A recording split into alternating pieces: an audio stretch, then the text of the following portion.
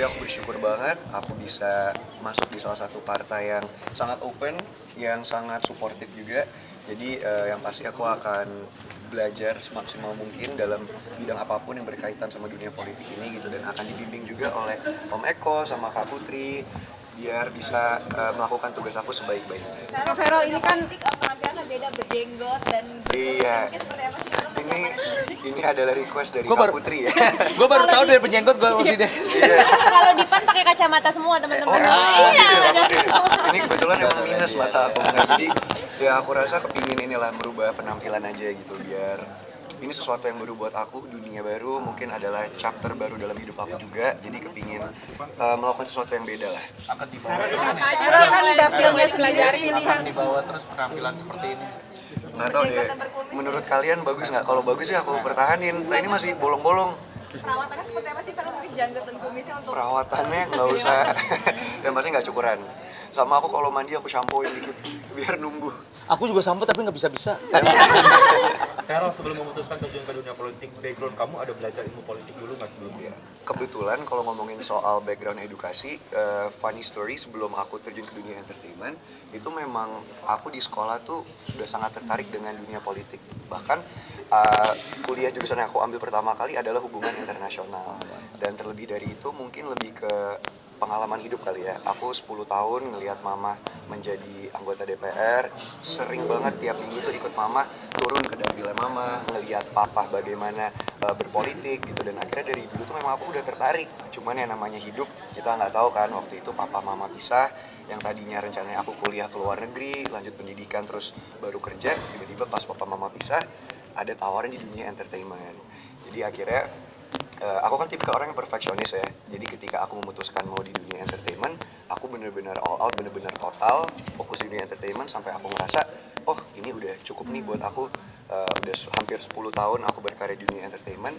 Ini adalah mungkin saatnya next step buat hidup aku. Kira-kira apa lagi yang bisa aku lakukan yang bisa lebih bermanfaat dan juga berguna buat banyak orang. Selama jadi katanya waktu mama dulu belusukan mungkin Vero sempat ikut mama sampai makan mie instan sama warga. Selalu. Iya, Mas, ya. Jadi ini aku yang sekarang itu tuh beda banget sama yang dulu. Sekarang mungkin karena aku, mungkin teman-teman kenalnya kan aku di dunia entertainment artis yang kayak jaga makan, yang kayak bersih, rapi gitu. Nah itu karena aku sekarang menjaga badan. Tapi dulu pas aku masih kecil itu aku kerja tiap minggu tuh nemenin mama, bisa dibilang belusukan kali ya. Jadi mama tuh sering banget ke kolong jembatan, mungkin ngajarin anak-anak ngasih makanan. Sampai dulu aku suka makan fast food sama mie instan tuh pas aku kecil kan, makanya aku sempat overweight. Jadi ya kerja aku gitu, pas mama lagi itu aku ngeliatin ambil makan mie instan sama warga-warga gitu. Jadi ya itu pengalaman yang banyaklah kenangan-kenangan yang menarik yang membuat aku akhirnya aku tertarik sama dunia politik. Farel siap gagal juga gak sih nanti? Apabila nanti politik kan berat ya? Betul. Kamu Siap kalah siap menang Vero. Betul. Aku rasa dalam dunia apapun sama esensinya ya. Sama di entertainment juga gitu. Kita siap dipuji, siap dihujat. Begitupun juga dunia politik ya, kita siap berjuang, siap menang, siap kalah. Tapi menurut aku itu semua nggak apa-apa karena semua adalah proses pembelajaran. Seandainya aku nggak kepilih ya ini menjadi pelajaran yang sangat berharga buat aku. Aku berterima kasih kesempatannya sama Pan, sama Kak Putri, sama Om Eko yang udah membimbing aku dan memberikan aku pengetahuan yang lebih luas lagi tentang Indonesia dan juga dunia politik gitu. Tapi kalau seandainya insya Allah aku kepilih, ya ini akan menjadi tanggung jawab yang paling berat aku mungkin ya, karena dipercaya sama rakyat, diberikan tanggung jawab yang sangat berat ya. Sama seperti keputusan aku dulu memilih ke dunia entertainment, aku harus benar-benar stick sama keputusan aku, harus melakukan semaksimal yang aku bisa, harus benar-benar sukses dan benar-benar menjaga amanat dari rakyat. Vero tadi sempat Papa bilang Vero curhat dengan Papa karena ngerasa di dunia entertain seperti di dalam tahanan kota. Kenapa? Apa karena memang sudah begitu mengurangi di dunia entertain sampai akhirnya mengambil langkah untuk ke berpolitik?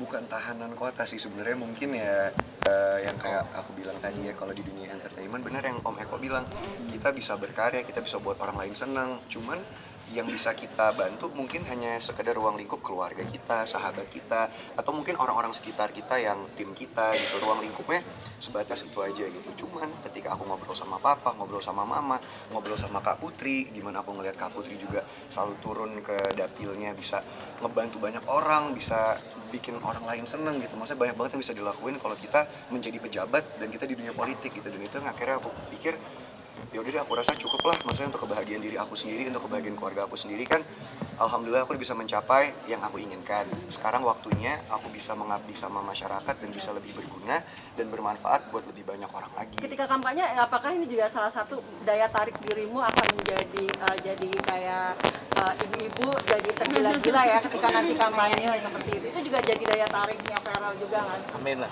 Amin lah, jujur aku nggak tahu, cuman ya semoga ya Kak. Amin. Menjanjikan mungkin Feral di partai itu lebih menjanjikan apa ketika memang tadi kan Mas Eko bilang ya udah dikasih wadah, dikasih tempat. Apakah itu menjadi suatu memang menjanjikan di partai itu? Itu jujur adalah pertimbangan yang paling berat aku ya, karena pertama ini ibaratnya kayak aku tuh berenang di tempat yang aku sama sekali belum pernah coba sebelumnya. Cuman kembali lagi aku bersyukur kendaraan politik aku adalah PAN, yang memang dari ketua umumnya Bang Zul, Kak Putri, semua teman-teman yang ada di situ, Om Eko sangat welcome, sangat-sangat mensupport, dan ini yang aku rasain gitu. Kadang-kadang anak muda milenial tuh dianggap sebelah mata, dianggap remeh, lu bisa apa sih, lu anak baru, lu tahu apa sih gitu loh. Cuman padahal menurut aku kita tuh sebenarnya adalah orang-orang yang paling relevan untuk kehidupan saat ini, karena kita kan yang akan memimpin bangsa ini nantinya. Bahkan dari segi statistik sekalipun kita yang memimpin secara populasi gitu loh, 50-60%. Jadi aku rasa alangkah baiknya kalau ide-ide mereka, aspirasi mereka itu semua bisa ditampung dan juga diwakilkan oleh orang yang datang dari kalangan milenial itu sendiri gitu ya. Oke, kenapa sama dengan Mama tentang KDRT? Karena Mama kan juga mengambil dapil urusannya juga KDRT gitu. Kenapa dirimu juga mengambil itu? Kenapa nggak yang lain gitu? Aku rasa itu salah satu aja sih, bukan hanya KDRT gitu. Karena ketika kita di DPR nanti, di dunia politik kan banyak yang bisa kita perjuangkan gitu, banyak yang bisa kita kita perbaiki. Cuman salah satunya yang kepingin aku highlight, yang kepingin aku fokus adalah domestic violence itu, KDRT. Dan yang seperti aku bilang tadi, bukan hanya untuk perempuan, tapi bisa juga untuk anak, untuk bapak, untuk ayah gitu. Karena aku rasa banyak banget kasus-kasus seperti ini yang tidak mendapatkan perhatian seperti seharusnya gitu. Dan bukan cuma itu juga, aku mau fokus ke pemuda dan olahraga karena itu adalah passion aku suka olahraga, aku masih muda, aku banyak ide. Aku rasa juga teman-teman di luar sana banyak ide-ide yang mereka ingin sampaikan untuk membuat Indonesia lebih baik lagi, cuman nggak tahu tempatnya di mana gitu, nggak ada wadahnya. Dan aku rasa aku bisa menjadi wadah yang tepat bersama dengan PAN. Amin. Ya. Kayak ngasih tahu ke Feral bahwa politik itu nggak mudah dan berat. Seperti apa sih Mas Oh, mungkin? iya, jadi saya ngasih gambaran plus minusnya. Jadi saya sama Farel udah saya ceritain keseluruhan plus minusnya, beratnya, ringannya dan sebagainya. Dielaborasilah sama Farel dan inilah jawabannya Farel. Dari Pak Jul ngasih masukan, Mbak Putri, dari teman-teman semuanya termasuk saya kembalikan kepada Feral ya. Jadi artinya nggak ada pemaksaan terhadap kita untuk lu masuk PAN segala, enggak. Tadinya adalah organik aja, kita adalah ngobrol bebas, teman sharing segala macam, dan alhamdulillah makin lama saya lihat nih anak punya ketertarikan tinggi banget sama dunia politik gitu ya. Saya kira mungkin karena dapat influencer dari mamahnya nih gitu. Tentunya enggak, emang berangkat dari hati. Kalau lihat jawabannya coba emang benar-benar, dan kita tentunya akan support banget, kita dukung penuh dan Feral harus jadi karena ya itu tadi menyembatani anak-anak muda ya, milenial yang benar-benar pengen terjun ke politik tapi nggak ngerti harus bagaimana, dan dialah bisa jadi duta milenial yang ada sekarang ini kalau buat saya gitu. Kak Feral, respon dari Iya, menarik ya, karena Feral ini kan laki-laki, tapi dia tuh concern banget terhadap isu-isu yang perempuan. Mungkin berangkat juga dari pengalaman pribadinya. Makanya waktu kita lagi cerita, sharing-sharing, saya juga sangat tergerak gitu ya, bahwa ternyata isu-isu KDRT ini benar-benar harus diperhatikan. Banyak banget loh korban-korban KDRT itu yang takut speak up ke publik. Bahkan kalau riset itu membuktikan korban KDRT itu baru ke-7 atau sampai 9 kali baru berani ngomong. Kenapa? Karena perempuan itu kan banyak yang independen terhadap ekonomi sama suaminya. Jadi mungkin kalau nanti cerai atau apa mereka takut seperti itu. Ini diskusi yang saya sering ngobrol dengan Feral. Jadi saya senang banget. Ternyata Feral itu punya misi, punya visi. Jadi dia masuk politik tuh memang sudah tahu tujuannya apa. Ini langka ya, anak muda, tapi udah berpikirnya matang ya Mas Eko. Matang. Jadi kita appreciate sekali sih. Feral kan sekarang kan kamu kontraknya lagi Sebentar, banyak. sebentar. Iya, Nah, ini kan kakak dulu ya. maksudnya kamu kan sekarang kontraknya lagi banyak banget nih, maksudnya dalam iklan sinetron itu semua dilepas atau seperti apa sih buat terjun ke politik? Oke, jujur kayak yang aku bilang tadi, aku orangnya perfeksionis kan. Dari PAN sendiri sih mereka nggak ada maksa aku untuk meninggalkan, untuk apapun nggak ada. Cuma lebih ke kesadaran diri aku sendiri gitu. Aku ngerasa kalau aku masih di dunia entertainment nantinya takutnya aku nggak bisa fokus dalam berpolitik gitu atau melakukan tugas aku Campaign. sebagai calon legislatif, nggak bisa fokus kampanye gitu. Jadi ya menurut aku emang keputusan yang berat sih untuk meninggalkan itu semua. Kayak yang Om Eko bilang, mungkin Om Eko udah lebih berpengalaman lah.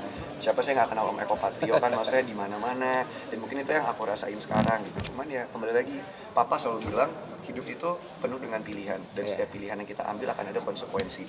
Tapi kita nggak akan bisa berkembang, kita nggak akan bisa bertumbuh kalau kita nggak keluar dari zona nyaman kita.